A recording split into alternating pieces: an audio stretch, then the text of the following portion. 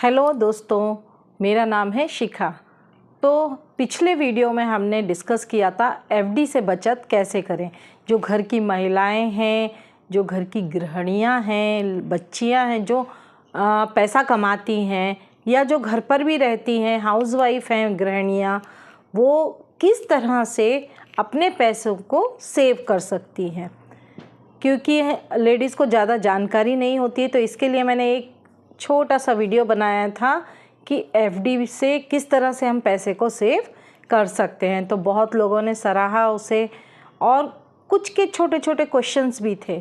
जैसे एक क्वेश्चन मेरे पास आया कि मैडम, मैं एक छोटा सा बिज़नेस करती हूँ, तो उस बिज़नेस में मुझे इनकम अच्छी होती है, तो मैं उसको बिज़नेस में ही इन्वेस्ट कर देती हूँ, तो वो पैसा बढ़ता रहता है। लेकिन मैं थोड़ा सा सेविंग करना चाहती हूँ, तो मैं कितनी एफडी करवा सकती हूँ जिससे मुझे कुछ बैंक में प्रॉब्लम ना हो और इनकम टैक्स की प्रॉब्लम ना आए। मेन पर्पस था उनका यही पूछना कि इनकम टैक्स की प्रॉब्लम कब तक, मतलब हम कितने लैक्स तक नहीं आती है। तो आज का टॉपिक यही है कि हमें एफडी कितने लाख तक की करवानी चाहिए अगर इनकम टैक्स के प्रॉब्लम से बचना है। तो वो प्रॉब्लम नहीं है, इनकम टैक्स हम सभी को देना चाहिए। हम लोग भारत में रहते हैं, उसी टैक्स से हमें सारी सुविधाएं मिलती हैं, तो टैक्स सभी को पे करना चाहिए। लेकिन बैंक के भी कुछ रूल्स होते हैं कि एक लिमिट में ही वो एफडी कर सकता है, लेकिन अगर उस लिमिट से ज़्यादा एफडी कोई करवाता है तो उसके लिए बैंक इनकम टैक्स वालों को इन्फॉर्म करता है। तो चलिए आज हम इसी के बारे में समझते हैं। तो सबसे पहले मैं फर्स्ट पॉइंट पर आती हूँ कि हम कितने लाख की एफडी बैंक में करवा सकते हैं। आप 10 लाख, एक साल में 10 लाख तक की एफडी आसानी से करवा सकते हैं। और हाँ, एक बैंक में नहीं, आपके नाम से, आपके आधार कार्ड से, आपके पैन कार्ड से अगर अलग अलग अकाउंट हैं तो आप ये मत सोचिए कि हम अलग अलग बैंक में 10-10 लाख की एफडी करवा सकते हैं। नहीं, आपका जो भी बैंक का अकाउंट है उसमें आपके आधार कार्ड, पैन कार्ड, जो भी डिटेल्स हम फिल करते हैं उसमें उनके नंबर ऐड होते हैं। पैन कार्ड नंबर ऐड होता है, आधार कार्ड नंबर ऐड होता है। मतलब कहीं ना कहीं सारे बैंक में आपका आधार कार्ड नंबर ऐड है, आपका पैन कार्ड नंबर ऐड है, जिसके कारण सारे अकाउंट आपके द्वारा लिंक्ड हैं। अगर आप एक बैंक में 3 लाख की एफडी करवाते हैं और दूसरे बैंक में 6 लाख की एफडी करवाते हैं और किसी अनदर तीसरे बैंक में कोशिश करते हैं कि फिर से हम 5 लाख की एफडी कर दें, तो वो पॉसिबल नहीं है। आपको टोटल ईयरली सिर्फ 10 लाख, चाहे वो अलग अलग बैंक में हो या फिर एक ही बैंक में हो, आप साल में 10 लाख की एफडी बिना फिक्र के निश्चिंत होकर के करवा सकते हैं। लेकिन अब यहाँ सवाल आता है, भाई इनकम तो ज़्यादा है, अगर 10 लाख तक की लिमिट है एफडी की, तो फिर हम कहाँ सेव करें। तो और भी तरीके हैं सेव करने के, लेकिन एक चीज़ और है, अगर आपकी 10 लाख की लिमिट है, अगर आप 10 लाख से ज़्यादा की एफडी करना चाहते हैं तो ऐसा नहीं है, उसके लिए भी रूल्स हैं। किस तरह से कर सकते हैं? देखिए, जब भी कोई सोर्स ऑफ इनकम होती है, किसी की सोर्स ऑफ इनकम ज़्यादा है, ठीक है, कई महिलाएं बिजनेस करती हैं, कई महिलाएं जॉब करती हैं,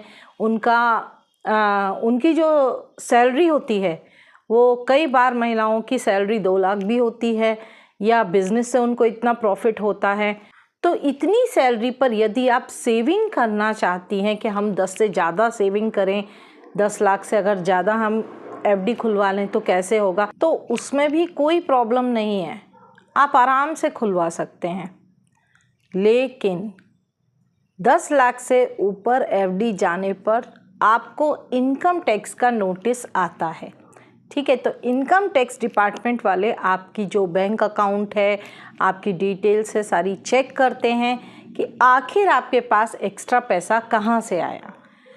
अगर आपने अपने जो भी अमाउंट है उस पर टैक्स पे किया है, मतलब आपने लीगली बताया है कि मैंने इस बिज़नेस से ये पैसा कमाया है, या मैंने जो भी है, आप जॉब करते, इस जॉब से ये मेरी सैलरी है, मेरी सैलरी 2 लाख है, उसमें से मैंने इतनी सेविंग आप बताते हैं, तो आप 10 लाख से भी ज़्यादा एफडीज़ करवा सकते हैं।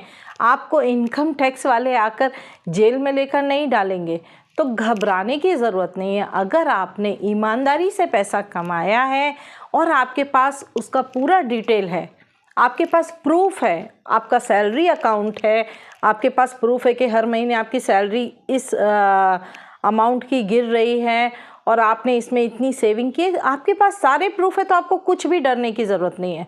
इनकम टैक्स वाले आके सिर्फ आपका अकाउंट चेक करेंगे।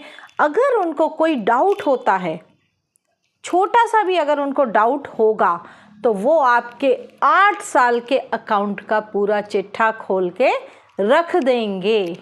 तो ये चीज़ अच्छी तरह से समझ लीजिए। अगर ईमानदारी का पैसा है तो आप कितनी भी एफडी खुलवा सकते हैं, कोई लिमिट नहीं है, लेकिन आपको अपने पैसों की जो सोर्स ऑफ इनकम है वो डिटेल्स देनी होंगी, और आपके पैसे का आपने टैक्स पे किया है या नहीं वो आपको डिटेल देना होगा। तो मुझे लगता है कि ये पॉइंट आपको क्लियर हो गया होगा कि हम कितने लैक्स तक की एफडीज़ खुलवा सकते हैं। अब मैं आती हूँ नेक्स्ट टॉपिक पर। तो नेक्स्ट टॉपिक है हमारा, क्या हम एफडी के बीच में से, जो टेन्योर है उसके बीच में से पैसा निकाल सकते हैं? तो इसके लिए मैंने आपको पहले भी बताया था कि हाँ, एफडी ईजीली आप निकाल सकते हैं। आपका 1% उसमें लॉस होगा, तो नो प्रॉब्लम। अगर ज़रूरत है तो आप आराम से पैसा निकालिए। और मैंने बताया था कि आप ज़्यादा बड़े अमाउंट की एफडी मत बनाइए, छोटी छोटी एफडी बनाइए। तो जब हमें ज़रूरत होगी तो उतने ही अमाउंट को हम निकालेंगे, ना कि हम पूरी एफडी तोड़वाएंगे। तो एक छोटी सी जानकारी थी मेरी तरफ से, आशा करती हूँ आपको ये समझ में आई होगी। अगर आपको मेरे द्वारा बताई गई ये जानकारी अच्छी लगी तो प्लीज़ अपने दोस्तों को शेयर कीजिए और मेरे चैनल को सब्सक्राइब कीजिए। धन्यवाद।